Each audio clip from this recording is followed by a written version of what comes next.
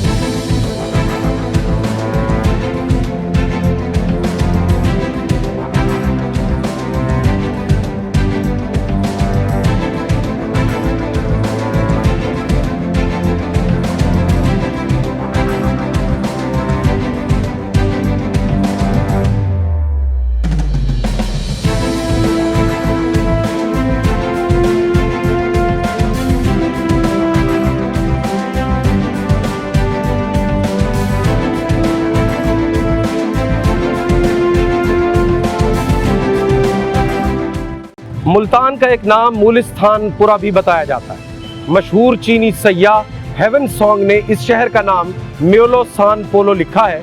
वो 641 ईस्वी में यहाँ आया था और अल बैरूनी ने इसे मुलिस्तान और अल मामूरा भी बयान किया है।